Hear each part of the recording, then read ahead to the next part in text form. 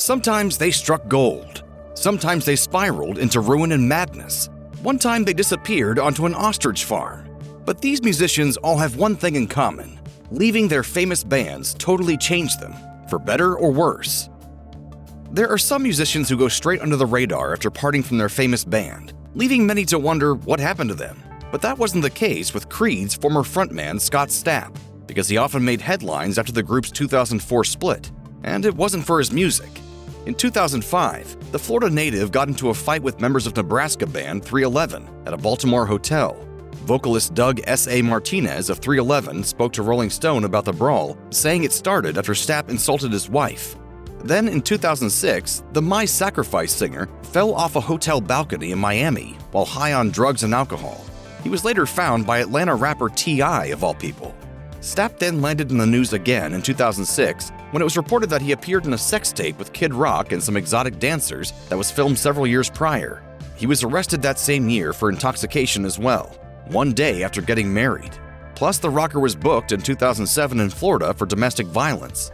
Stapp faced some financial problems to boot, which he revealed in a now-deleted Facebook video in 2014, which said in part, "I had no money, not even for gas or food. I went 2 days without eating because I had no money."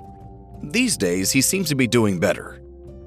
At one time, Andre 3000 seemed to be a creative machine, pumping out one stellar rap verse after another, whether on songs with his Outkast partner, Big Boy, or in his solo work. But later, Andre pretty much stopped making new music, which had a multi-layered effect. For one, he and Big Boy must have lost big-time money due to not touring. Atlanta rapper Big Gip, who's in the Dungeon Family rap collective with Outkast, estimated in a 2023 interview with Vlad TV that they could have lost up to $100 million by turning down shows. He put the record out.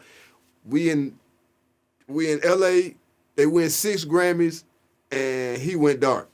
It could be said that before slowing down on music, Andre was shaping up to have a near-perfect musical legacy, since many consider him to be one of the best rappers to ever hold a microphone.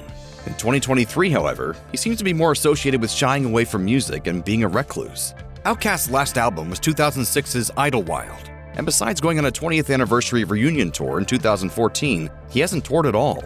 In a 2019 interview on Rick Rubin's Broken Record podcast, Andre explained that Outkast's success may have affected his ability to write new songs. He also relayed something similar to Complex in 2017, saying music has become just a hobby for him.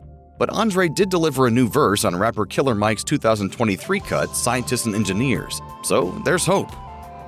For every post-band failure, there's a story of smashing success. When Destiny's Child first hit in the late 90s, it was easy for Beyoncé to become the most popular member since she usually sang lead vocals. That, of course, meant she was given more camera time in videos, which led to a higher profile. So it probably wasn't a surprise when the Texas-raised artist went solo and released her debut album, Dangerously in Love, in 2003. To say that Beyoncé was never the same after leaving Destiny's Child wouldn't do her successful career justice. In short, she went from being a popular singer in a sea of all-girl groups to a cultural icon. How many vocalists can say that? Now we're older and we each have our own individual dreams and goals, but we are best friends. We grew up together and we'll still support each other. Some of her accomplishments include having 8 #1 Billboard hits and 21 top 10 singles. In comparison, she had 4 #1 hits with Destiny's Child. Beyoncé also has a whopping 32 Grammy wins. On top of that, she isn't doing too shabby in the financial side of things.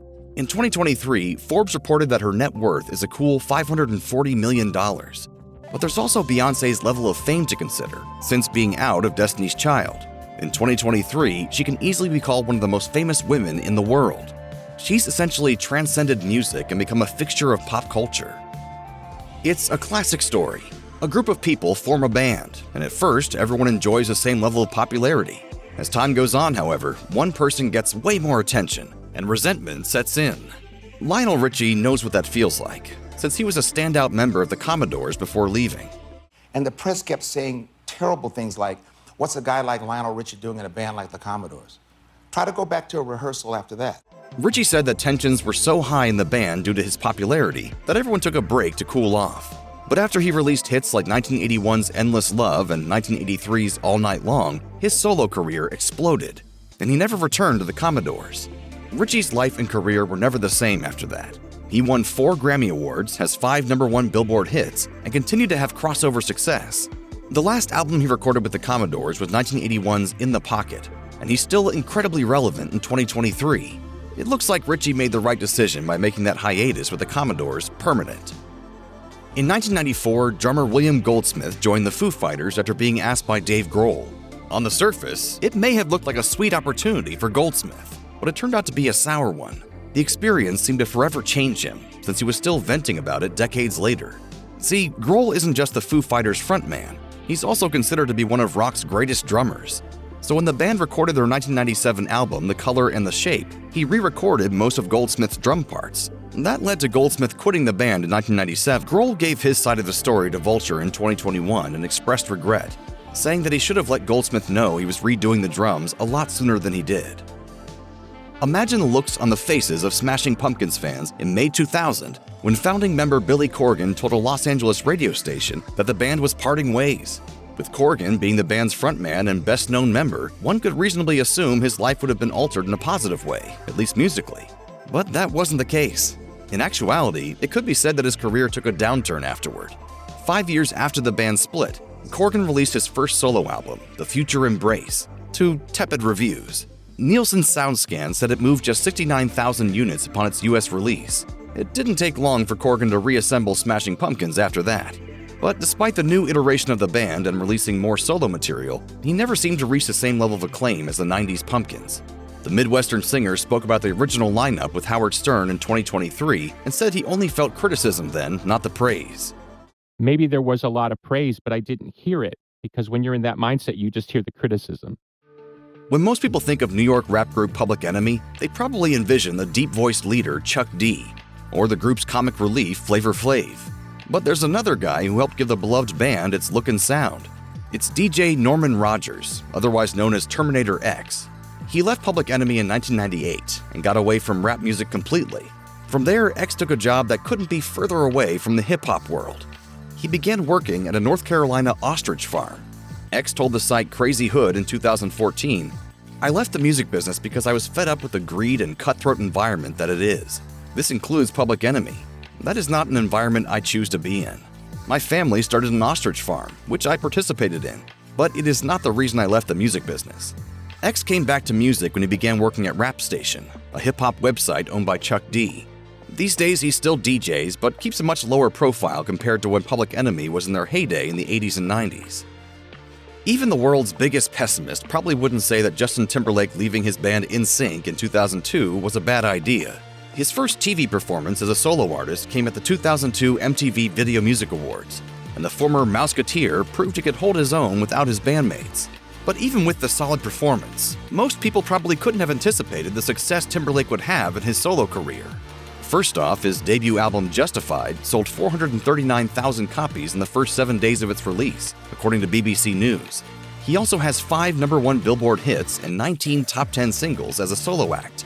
NSYNC, meanwhile, had just 1 #1 hit and 6 top 10s. But it's not just music. Timberlake also carved out a super successful acting career for himself, appearing in films like The Social Network, Friends with Benefits, and Trouble with the Curve. In 2019, Forbes reported that his net worth was just north of $57 million. You ever walk into a guy's den and see a picture of him standing next to 14 trout? No, he's holding a 3,000-pound marlin. Yep. As to why he left NSYNC, it mostly had to do with having other musical ambitions. He told The Hollywood Reporter in 2017, "I felt like I cared more about the music than some of the other people in the group, and I felt like I had other music I wanted to make and that I needed to follow my heart." Not all rock stars are extroverts who draw energy from crowds and noisy concerts. Some probably got into their band because they loved playing music with friends, only to find they had a serious career on their hands and couldn't avoid the spotlight. But here's one way it can be avoided: just step out of it. That's what former REM drummer Bill Berry did in 1997. He released a statement about why he left that was shared by Rolling Stone, saying his priorities had changed since joining the band 17 years prior, and he was anxious to start a new chapter. So what did Berry do in his new life? He became a hay farmer in Farmington, Georgia. After that, he stayed away from everything REM and immersed himself in family life.